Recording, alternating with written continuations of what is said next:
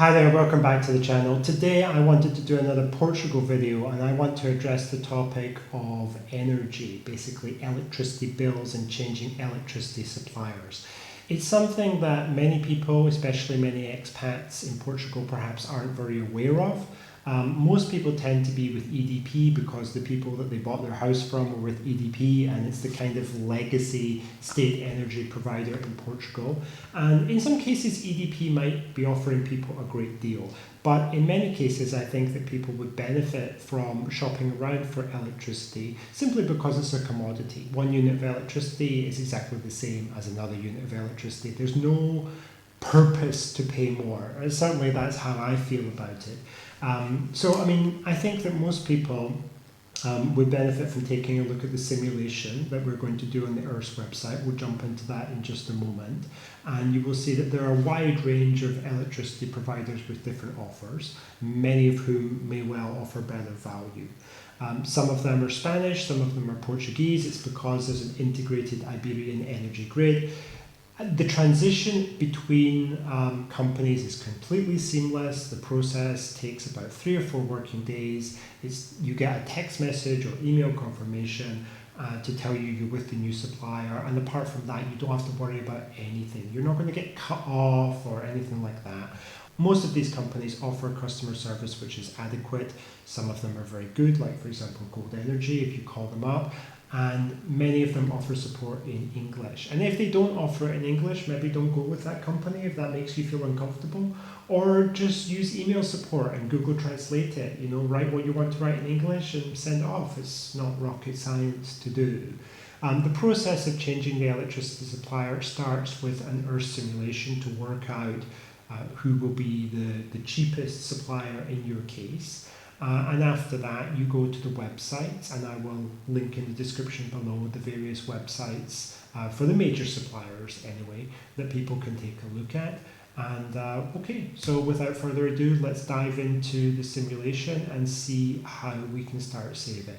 Okay, so talking about how to actually check the prices that are available from various suppliers of electricity and also gas in Portugal.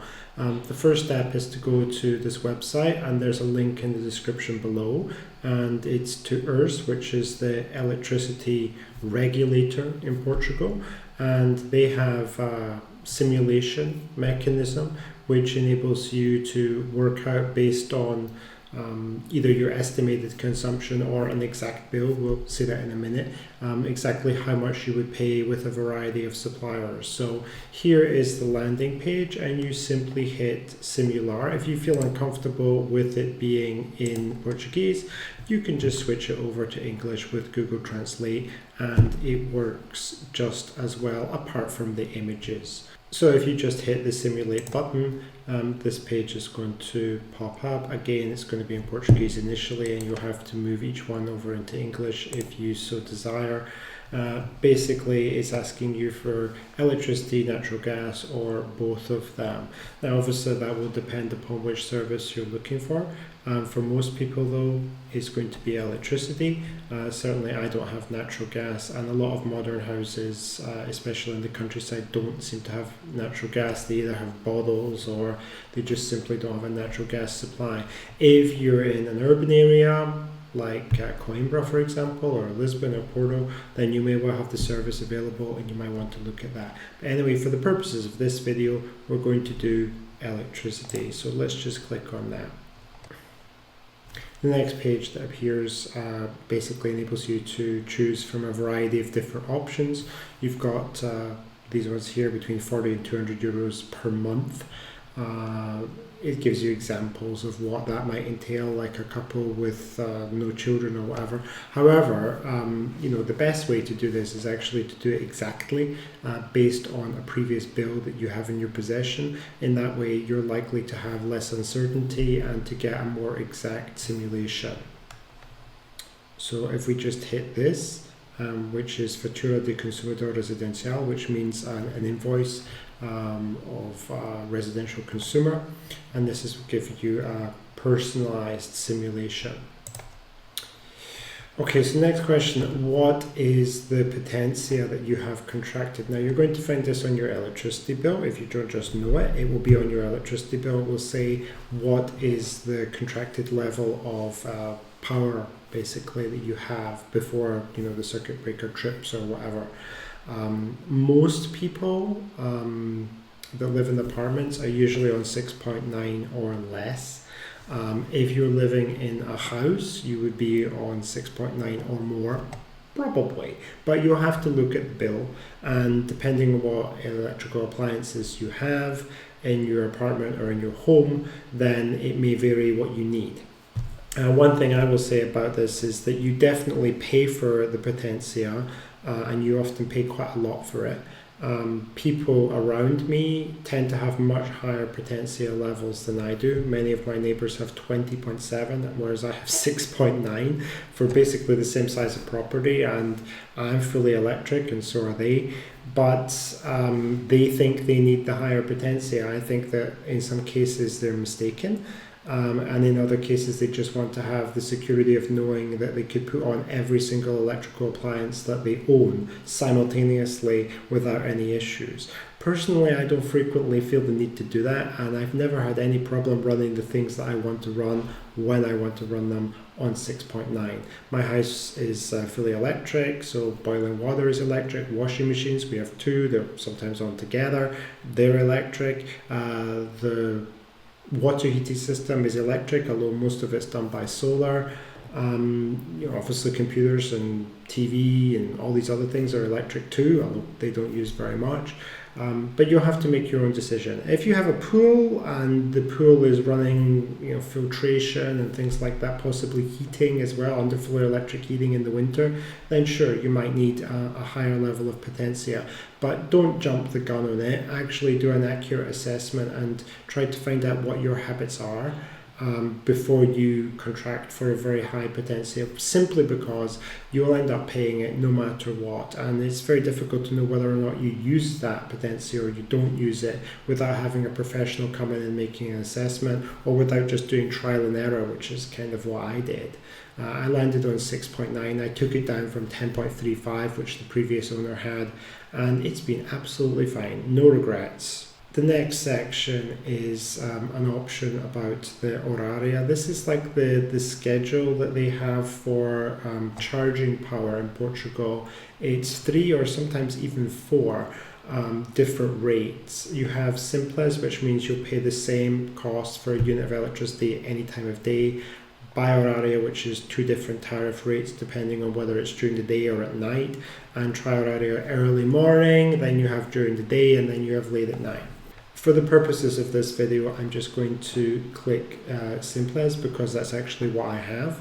I'm at home most of the day, every day, so although I have solar panels, I've worked out based on my bill that switching to one of these other tariffs really wouldn't benefit me in any way at all.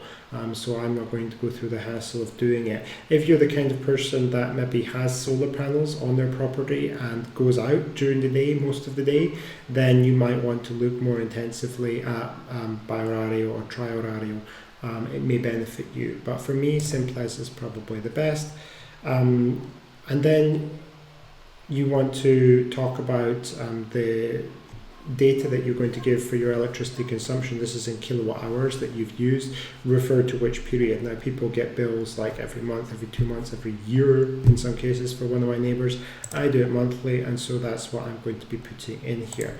Actually, at the time of making this video, it's summertime, it's July, I'm using incredibly little electricity simply because I have the solar panels going. Last month it was 85 kilowatt hours, so I'm going to pop that in, okay? And at the bottom here it asks whether you have the price of your existing contract of electricity so that you can compare it, like how much you would save. I'm not going to do that simply because it doesn't really affect the results. You'll still see which one is cheapest. So let's hit no on that, and let's see what the results are. So then we come to this page. I think it's probably helpful to move this into English now, insofar as we can anyway. Didn't seem to work very well. Your mileage may vary on that. Okay, I'll do what translation that I need to do, but here it's this is important if you're doing a monthly comparison anyway. It's asking you for the annual value here, so we want to put it into the monthly value, and then you'll get a clearer idea of how much you're going to pay per month. If you want it to be annual, you can move it back into annual.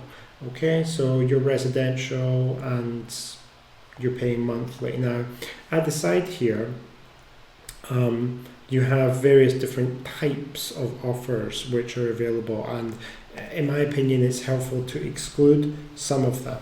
Okay, so you don't really want to see offers which offer you this, which is other reimbursements or discounts, because you don't know what they are, and some of them might not be valuable to you. You don't want them to be like sneaked into the bill. Like for example, Galp, they offer what would seem to be very cheap electricity, but the way that it's calculated for the purpose of the simulation is they give you money off your bill in continent. It's not off your electricity bill, it's like credit in the supermarket, which you may or may not want to use. I don't know, some people like continent, other people think it's expensive, up to them where they want to shop. But I don't think it's a really good way of showing the value of the electricity bill. So I want to take that out so that it goes away, and we're just dealing with money. Offers for new clients, yeah, there's no reason why that shouldn't be there. Here's another one which I suggest you probably take out. This is indexed to the spot market price. This is the Iberian electricity spot market price, and that can vary. So basically the quotes that you'll see for those companies may appear to be very cheap, but it usually takes the average price at a certain time of day over the last 4 weeks, which may or may not correspond to the price that you will actually pay. So I don't think that it's a fantastic way of getting a low electricity bill, unless you have faith in the fact that spot prices for electricity are going to decline and you have any insight into that. I don't like that. I prefer to have a fixed cost for my electricity tariff so that I know what I'm going to pay according to the number of units that I've used, whatever taxes apply, and of course the potencia charges. So I'm going to take that out. Another thing that I personally would like to avoid, and I think many people would as well, is offers with a loyalty period. Electricity prices can change quite rapidly in Portugal, and if you get locked into a contract, this applies to other things in life as well, like mobile phones or whatever, you might not be able to take advantage of switching to a better offer simply because you're locked into a loyalty period with your existing supplier. So I would advise unchecking that. Conditional offers, this is another one that I would uncheck. It's basically things like you have to be a member of some organization or have certain equipment or something. It's just too complicated to deal with. The two that you want to keep checked would be the lowest offer from the market. This would be the company's best offer, so we'll leave that on, and offers for new clients. A lot of companies in Portugal offer discounts for new clients, and that's what you want. You want to take advantage of it. Other things there which are unchecked with additional services, this is things like maintenance contracts and things like they'll come in and repair your fridge. They add like another €4 or something a month for that. If you're interested, do it. I wouldn't do it though. And as for this one, it refers to the source of energy being 100% renewable. If that's something that's important to you, you can definitely go ahead and check that box. The last two there are for large families or people who are on the social rate. This is a kind of discount for people on low incomes, or this one is a discount for people with very large families. If you're in any of those situations, then you can check those boxes. Large families would be 5 or more people. And social rate would be people who get certain social benefits or earn less than €5,800 per year, which wouldn't be very many people, but I suppose it's possible. Also for this, it's called the Tarifa Social de Energia, and you will receive it automatically. It's not something that you should have to apply for in Portugal. So if you have it, then you probably know that you have it.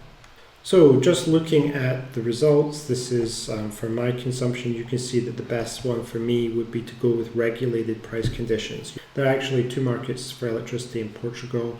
There is the free market, which most of these offers emanate from, and then there is the regulated price conditions market. Now, as you can see, for me, regulated price conditions are actually cheaper. This is a regularized market that lasts until the end of 2025, and currently I am on this tariff because it is the cheapest one. I went with GoldEnergy. There are a couple of suppliers. You can just click on the box, it opens up and it tells you it's available from EZU Electricity and also from GoldEnergy, and you can apply for that. All you have to do is call the supplier.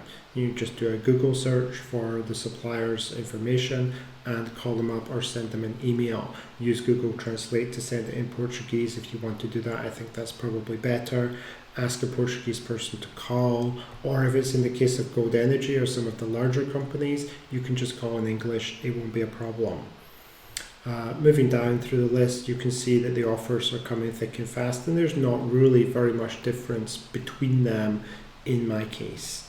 There's only a difference of a couple of euros between the quote, which is the best one, the regularized price conditions, and the others. I mean, even Repsol there, it's the bottom of the page, it's only €4 more expensive. Not much. But that would be because I don't use all that much electricity. Your mileage may vary. In terms of how to contract for one of these services, you would simply click on the little link there and it will take you to the web page of the supplier, and you will find things like contact information and pricing information there, and you will be able to reach out to somebody that want help or whatever it says there, and you can change the language to English even. For example, on the web page of ERSE Eletricidade, So I mean, it's not going to be a difficult thing. It's not rocket science. Alright, well that'll do it for this video. I hope that some people have got value from what I've done here in reviewing how to alter the electricity supplier in Portugal, and I also hope that it helps people to save money. Hey, I can't be alone in my desire to not overpay on my electricity bill here. At least I hope I'm not. So until next time, take care and I'll see you in the next video.